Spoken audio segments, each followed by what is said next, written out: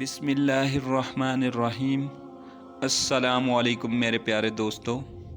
رسول اللہ صلی اللہ علیہ وآلہ وسلم کی حیات طیبہ مسلمانوں کے لیے مینارۂ ہدایت ہے۔ رسول اللہ صلی اللہ علیہ وآلہ وسلم کی پیروی دنیا و آخرت میں کامیابی کا ذریعہ ہے، اللہ پاک کی رضا و خوشنودی کا سبب ہے۔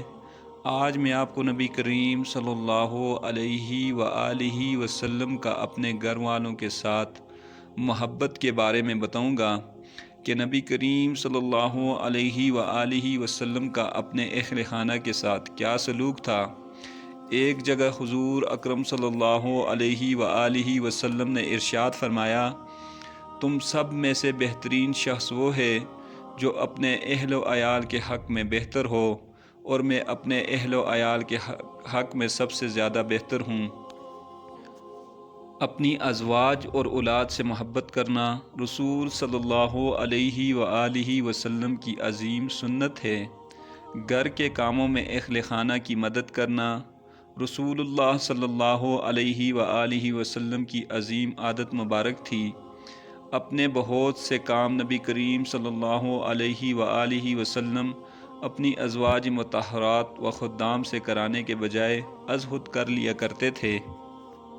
حضرت عائشہ رضی اللہ تعالی عنہا بیان کرتی ہیں کہ نبی کریم صلی اللہ علیہ وآلہ وسلم نے فرمایا، تم میں اچھے لوگ وہ ہیں جو عورتوں سے اچھی طرح پیش آئیں، اور میں تم سب سے زیادہ اپنی ازواج سے اچھا سلوک کرنے والا ہوں۔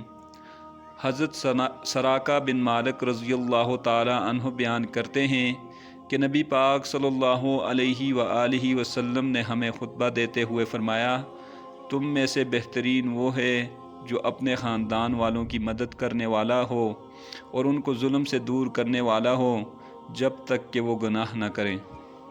آپ صلی اللہ علیہ وآلہ وسلم اپنے اہل بیت اور اپنی تمام ازواج مطہرات کے ساتھ حسن سلوک فرماتے، کبھی کسی کو ناراض یا شکایت کا موقع نہ دیتے، بلکہ ہمیشہ ان کی دلجوئی کا خیال رکھتے تھے، جس کا نتیجہ یہ تھا کہ ہر زوجہ یہ سمجھتی کہ حضور اکرم صلی اللہ علیہ وآلہ وسلم کو دیگر ازواج سے زیادہ مجھ سے محبت ہے۔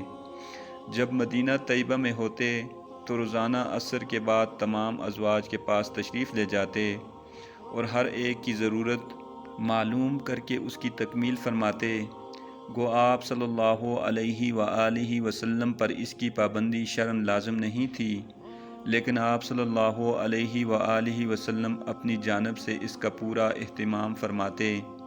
جب سفر پر روانہ ہوتے تو ازواج کے درمیان قراندازی فرماتے، جس کا نام نکل آتا اسے ساتھ لے جاتے۔ ایک مرتبہ کا واقعہ ہے کہ حضور نبی کریم صلی اللہ علیہ وآلہ وسلم باہر سے تشریف لائے۔ گھر کے صحن میں سیدہ عائشہ صدیقہ رضی اللہ تعالی عنہا کو دیکھا کہ پیالے سے پانی پی رہی ہیں۔ وہیں سے آپ صلی اللہ علیہ وآلہ وسلم نے ارشاد فرمایا، اے حمیرہ، تھوڑا سا پانی میرے لیے بھی بچانا۔ ذرا غور فرمائیں، زوجہ امتی ہے، شوہر نبی ہیں، برکتیں نبی کی ذات کے ساتھ وابستہ ہوتی ہیں، مگر سبحان اللہ، آپ صلی اللہ علیہ وآلہ وسلم اپنی رفیقہ حیات کے بچے ہوئے پانی کو پینا چاہتے ہیں۔ جب سیدہ عائشہ صدیقہ رضی اللہ تعالی عنہا نے کچھ پانی بچا کر خدمت اقدس میں پیش کیا تو نوش فرمانے سے پہلے معلوم کیا، اے حمیرہ، تم نے اس پیالے کے کس حصے سے لب لگا کر پانی پیا تاکہ میں بھی اس جگہ سے پانی پیوں؟ حضرت عائشہ صدیقہ رضی اللہ تعالی عنہا فرماتی ہیں کہ میں پانی پیتی یا ہڈی چوستی، پھر میں آپ صلی اللہ علیہ وآلہ وسلم کو دیتی۔ آپ صلی اللہ علیہ وآلہ وسلم اسی مقام سے نوش فرماتے اور ہڈی سے گوشت نکال کر کھاتے جہاں سے میں پیتی یا کھاتی۔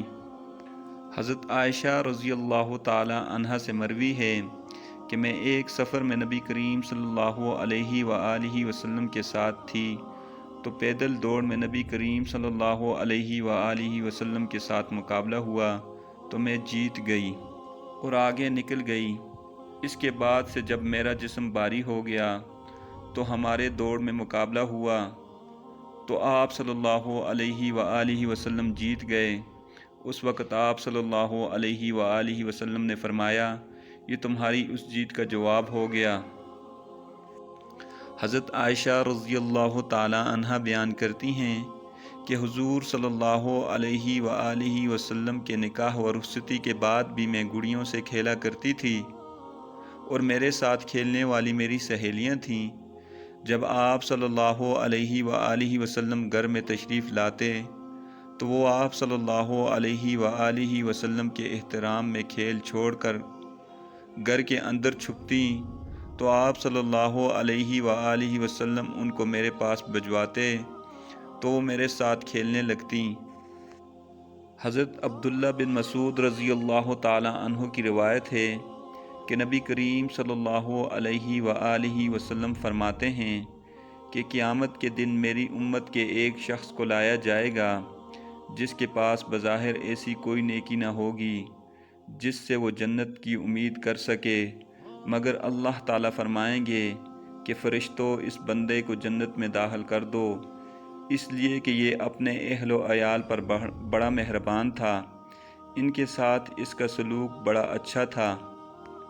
دعا ہے کہ اللہ تعالیٰ ہمیں نبی کریم صلی اللہ علیہ وآلہ وسلم کے اسوہ حسنہ کو اپنانے کی توفیق عطا فرمائے۔ تو دوستو، اگر آپ کو میری ویڈیو پسند آئے تو میرے چینل کو ضرور سبسکرائب کریں اور دوستوں کے ساتھ شیئر بھی کریں۔